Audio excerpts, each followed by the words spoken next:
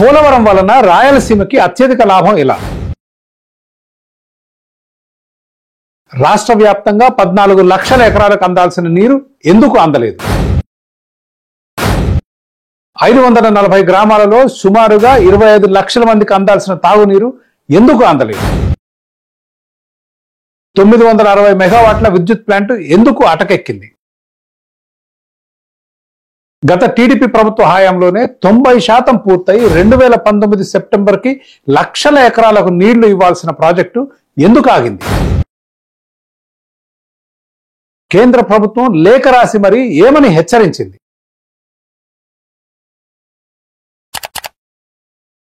ఆంధ్రుల జీవనాడి పోలవరంకి ఏంటి ఈ శాపం?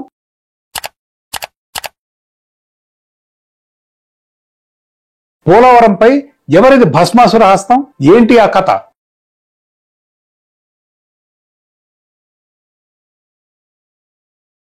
యాభై సంవత్సరాలుగా పెండింగ్ లో ఉన్న పోలవరం ప్రాజెక్టు చివరి దశకు చేరుకుంది. దాదాపు 90% పని పూర్తయి సెప్టెంబర్ 2019 కల్లా లక్షలాది రైతుల కలలు సాకారం అయ్యే దశలో జగన్మోహన్ రెడ్డి గారు ముఖ్యమంత్రి అయ్యారు. వెంటనే పోలవరం పనులు ఆపేశారు. ఉన్న కాంట్రాక్టర్ ని తీసేసి తన కుటుంబానికి సన్నిహితుడైన మేఘా కృష్ణారెడ్డికి కాంట్రాక్ట్ ఇచ్చారు. ఎందుకు ఇచ్చారు అనేది మీ ఊహకు వదిలేస్తాను.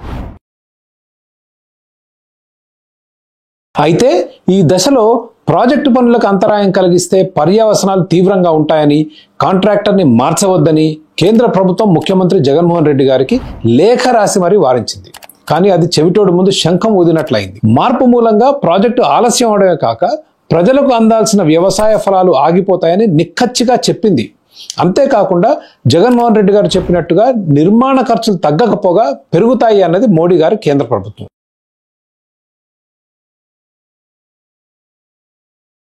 జగన్మోహన్ రెడ్డి గారు కేంద్రం చేసిన హెచ్చరికలను పెడచెవిన పెట్టారు. కాంట్రాక్టర్ని మార్చి సంవత్సరంన్నర పాటు తాత్సరం చేశారు. ఇంకేముంది, ఈలోపు పుణ్యకాలం గడిచిపోయింది.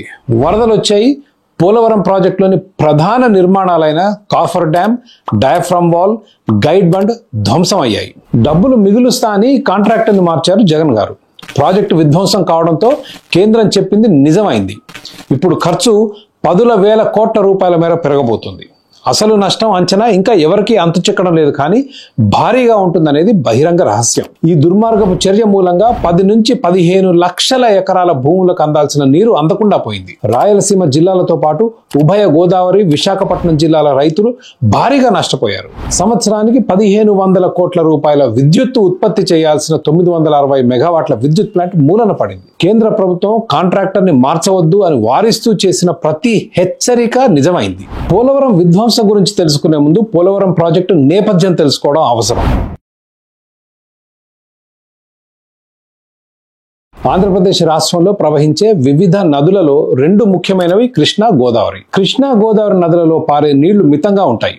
నదీ జలాలలో ఏ రాష్ట్రానికి ఎంత వాటా అనేది రాష్ట్రాల మధ్య ఒక ఎడతెగని వివాదం. ఏ రాష్ట్రానికి ఎన్ని నీళ్లు ఇవ్వాలో 1973లో మాజీ సుప్రీంకోర్టు న్యాయమూర్తి బచావత్ ఆధ్వర్యంలో వేసిన ట్రిబ్యునల్ నిర్ణయించింది. బచావత్ కృష్ణా నదిలో మహారాష్ట్రకి 585 టీఎంసీలు, కర్ణాటకకు 734 టీఎంసీలు, ఆంధ్రప్రదేశ్ రాష్ట్రానికి 811 టీఎంసీలు కేటాయించారు. సమైక్య ఆంధ్రప్రదేశ్ రాష్ట్రానికి కేటాయించిన 811 టీఎంసీలలో రాష్ట్ర విభజన అనంతరం కోస్తాకి 367 టీఎంసీలు వస్తే రాయలసీమకు 144, తెలంగాణకు 299 టీఎంసీలు వచ్చాయి. కృష్ణా నీళ్లు పూర్తిగా వాడుకుంటాం, కానీ గోదావరి నదిలో నీళ్లు ప్రతి సంవత్సరం సముద్రంలో కలిసిపోతాయి. గోదావరి నది మీద పోలవరం సమీపంలో ఆనకట్ట కడితే కృష్ణా డెల్టాకు 80 టీఎంసీల నీళ్లు అందించవచ్చు. అప్పుడు కృష్ణా డెల్టా కేటాయించిన 80 టీఎంసీల కృష్ణా నది నీరుని శ్రీశైలం దగ్గర ఆపి రాయలసీమకు తరలించవచ్చు.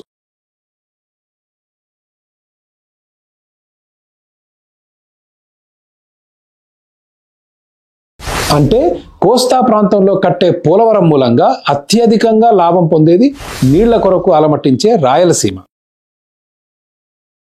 పోలవరం పూర్తయితే రాయలసీమకు అదనంగా 6 నుంచి 9 లక్షల ఎకరాలకు సాగునీళ్లు అందుతాయి. దానితో పాటు ఉమ్మడి గోదావరి జిల్లాలకు 5 లక్షల ఎకరాలకు సాగునీరు, విశాఖపట్నం జిల్లాకు 1,50,000 ఎకరాలకు సాగునీరుతో పాటు త్రాగునీరు, పరిశ్రమలకు నీరు కూడా అందుతుంది. దీనికి తోడు నది పారే సీజన్ లో 900 మెగావాట్ల విద్యుత్ కూడా పోలవరం దగ్గర ఉత్పత్తి చేయవచ్చు. దాదాపు పూర్తయిన పోలవరం డ్యాం నిర్మాణం జగన్మోహన్ రెడ్డి గారు ముఖ్యమంత్రి కాగానే అర్ధాంతరంగా ఆపేశారు. ఆ తర్వాత వచ్చిన వరదల్లో coffer dam, diaphragm wall, guide bund వంటి నిర్మాణాలు ధ్వంసం అయ్యాయి. పోలవరం పాఠశాలలు రాత్రికి రాత్రి కుప్పకూలాయి. పోలవరం ప్రాజెక్టులోని ముఖ్య భాగాలు ఏంటో ఒకసారి అర్థం చేసుకుంటే జరిగిన నష్టం మీద మనకు అవగాహన వస్తుంది.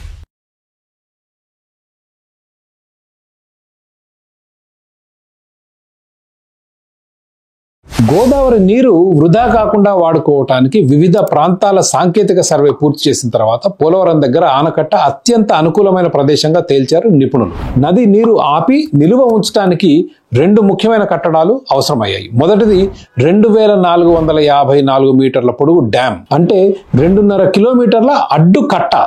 రెండవది 1118 మీటర్ల స్పిల్వే, అంటే కిలోమీటర్ పొడవు నీళ్లు పోయే మార్గం. అట్లాగే ఆనకట్ట పైన కుడి ఎడమ కాలువలు 2 కూడా వైఎస్ఆర్ గారు ముఖ్యమంత్రిగా ఉన్నప్పుడు చేసిన ధన యజ్ఞంలో భాగంగా చాలా వరకు పూర్తి చేశారు. ఆయన హయాంలో కుడి కాలువ 80% పైచిలుకు పూర్తి చేస్తే ఎడమ కాలువ 60% కన్నా ఎక్కువ చేశారు. దాని తర్వాత వైఎస్ఆర్ మృతి, అవినీతి ఆరోపణలు, రాష్ట్ర విభజన సమస్యల మూలంగా పనులు ఆగిపోయాయి. ఆంధ్రప్రదేశ్ విభజన చట్టంలో పోలవరానికి జాతీయ ప్రాజెక్టు హోదా లభించింది. విభజన చట్టం ప్రకారం కేంద్ర ప్రభుత్వం పోలవరం ఖర్చు భరించాలి. 2014లో ఆంధ్రప్రదేశ్లో టీడీపీ అధికారంలోకి వచ్చిన తర్వాత పోలవరం డ్యాం దగ్గర పనులు ముమ్మరంగా మొదలయ్యాయి. పోలవరం డ్యాం నిర్మాణంలో ముఖ్యమైన నిర్మాణాలు: మొదటిది upper coffer dam, lower coffer dam. రెండవది earth and rock fill dam. మూడవది డయాఫ్రమ్ వాల్. నాలుగవది స్పిల్వే. ఐదవది guide bund. Upper coffer dam, lower coffer dam ప్రధానమైన ఆనకట్ట కట్టడానికి ఆ ప్రాంతంలో నీళ్లు లేకుండా చేసి నిర్మాణ పనులు చేపట్టే వెసులుబాటు కల్పిస్తాయి. ఇవి టెంపరరీ స్ట్రక్చర్స్, అంటే తాత్కాలిక కట్టడాలు. ఒక 5-6 సంవత్సరాలు నిలబడితే గొప్ప. ఒకసారి మెయిన్ డ్యామ్, ఆనకట్ట అంటే earth cum rock fill dam నదికి అడ్డంగా కట్టడం పూర్తయితే ఈ కాఫర్ డ్యామ్స్ అవసరం ఉండదు. పై కాఫర్ డ్యామ్ నదీ జలాలని స్పిల్వే ద్వారా పక్కకు మళ్లించడానికి కడితే, లోయర్ ఆనకట్ట కింది ప్రాంతంలో కట్టే కాఫర్ డ్యామ్ స్పిల్వే మీద నుంచి కిందికి వదిలే నీళ్లు వెనక్కి రాకుండా ఆపుతుంది. ఇక earth cum rock fill dam అంటే భూమి మీద రాళ్లు మట్టితో అడ్డంగా కట్టే ఆనకట్ట అయినప్పటికీ భూమి కింద చాలా లోతు వరకు పొరలుగా ఇసుక ఉంటుంది. కాబట్టి ఆనకట్ట కట్టినా కింద ఇసుకలోంచి ఊట అంటే సీపేజ్ వస్తుంది. ఆ ఊటను ఆపడానికి భూమి కింద లోతైన అడ్డుగోడ నిర్మాణం చేపట్టాలి. దీనినే డయాఫ్రమ్ వాల్ అంటారు. ఇది 1.5 మీటర్ల వెడల్పు, 40 నుంచి 80 మీటర్ల లోతు, 1400 మీటర్ల పొడవు ఉంటుంది. 80 మీటర్ల లోతు అంటే దాదాపు 24 అంతస్తుల భవనం అంత గోడ నది గర్భంలో కట్టాలి. ఈ క్లిష్టమైన డయాఫ్రమ్ వాల్ నిర్మాణం గత ప్రభుత్వ హయాంలోనే పూర్తయింది. కానీ 2020-21లో వరద మూలంగా దాదాపు 600 మీటర్ల మేర దెబ్బతిన్నది. గత 2 సంవత్సరాలుగా ఈ ప్రాజెక్ట్ ఆగిపోవడానికి డయాఫ్రమ్ వాల్ దెబ్బతినడమే ప్రధాన కారణం. మరి నష్టానికి బాధ్యత ఎవరిది? 100% ముఖ్యమంత్రి జగన్మోహన్ రెడ్డి గారిదే. అది ఎందుకో ఒకసారి పరిశీలిద్దాం. ఫిబ్రవరి 2014లో ఆంధ్రప్రదేశ్ రాష్ట్రం 2 ముక్కలైంది. ముఖ్యమంత్రి కిరణ్ కుమార్ రెడ్డి గారు మార్చి 2014లో పోలవరం ప్రధాన డ్యాం నిర్మాణానికి టెండర్లు పిలిచారు. ప్రభుత్వం నిర్ణయించిన బేస్ ఖర్చు 4717 కోట్ల రూపాయలు అయితే ఆసక్తి చూపిన 4 కంపెనీలలో ట్రాన్స్ట్రాయ్ అనే కంపెనీ 4054 కోట్ల రూపాయలకు అతి తక్కువ బిడ్ వేసి కాంట్రాక్ట్ గెలుచుకుంది. ఈ కంపెనీ కాంగ్రెస్ సానుభూతి పరుడైన ఎంపీ రాయపాటి సాంబశివరావుకు చెందిందన్న అభియోగాలు ఉన్నాయి. రాష్ట్ర విభజన జరిగి ఆంధ్రప్రదేశ్ లో టీడీపీ అధికారంలోకి వచ్చింది. జూన్ 2014లో చంద్రబాబు గారు ముఖ్యమంత్రి అయ్యారు. పోలవరం డ్యాం నిర్మాణాన్ని తన పాలనలో అత్యంత ముఖ్యమైన ప్రాజెక్టుగా ప్రకటించారు. జాతీయ హోదా వచ్చింది కాబట్టి కేంద్రం నిర్మించాలి. అయితే అప్పటి ముఖ్యమంత్రి చంద్రబాబు రాష్ట్ర ప్రభుత్వానికి ప్రాజెక్ట్ నిర్మించే బాధ్యత ఇవ్వడానికి కేంద్రాన్ని ఒప్పించారు. అయితే కమిషన్ కొరకు కేంద్రాన్ని నిర్మించనీయకుండా ప్రాజెక్టు రాష్ట్ర ప్రభుత్వం చేస్తుందని వైసీపీ విమర్శించింది. కానీ ప్రాజెక్ట్ నిర్మాణం కేంద్ర ప్రభుత్వానికి ఒప్పజెప్తే పూర్తి చేయడానికి దశాబ్దాలు పడుతుంది. నర్మదా ప్రాజెక్టు మొదలుపెట్టి 60 సంవత్సరాలు దాటింది, ఇంకా పూర్తి కాలేదు. అందుకే రాష్ట్ర ప్రభుత్వాన్ని నిర్మించనివ్వమని కేంద్రాన్ని ప్రాధేయపడింది టీడీపీ ప్రభుత్వం. కమిషన్ల కొరకైతే జగన్మోహన్ రెడ్డి గారి లాగా చంద్రబాబు కూడా కాంగ్రెస్ ప్రభుత్వం నియమించిన ట్రాన్స్ట్రాయ్ కాంట్రాక్టర్ ని మార్చేవారు. ట్రాన్స్ట్రాయ్ కంపెనీ కొంతకాలానికి 4300 కోట్ల రూపాయల అప్పుతో దివాలా అంచుల్లోకి వెళ్ళింది. ప్రాజెక్టు పురోగతి కుంటుపడింది. కాంట్రాక్టర్ ని మారిస్తే మళ్లీ కొత్త టెండర్లు పిలవాలి, నిర్మాణ ఖర్చులు పెరుగుతాయి. ఆ సమయంలో నవయుగ ఇంజనీరింగ్ సంస్థ పాత ధరలకే పోలవరం ప్రాజెక్టు పూర్తి చేయడానికి సంసిద్ధత వ్యక్తం చేసింది. కేంద్ర మంత్రి నితిన్ గడ్కరీ ముందు కొంత సంకోచించినప్పటికీ విషయం అవగాహన అయిన తర్వాత కాంట్రాక్టర్ మార్పుకు ఒప్పుకున్నారు. జనవరి 2018లో నవయుగ శరవేగంగా పనులు మొదలుపెట్టింది.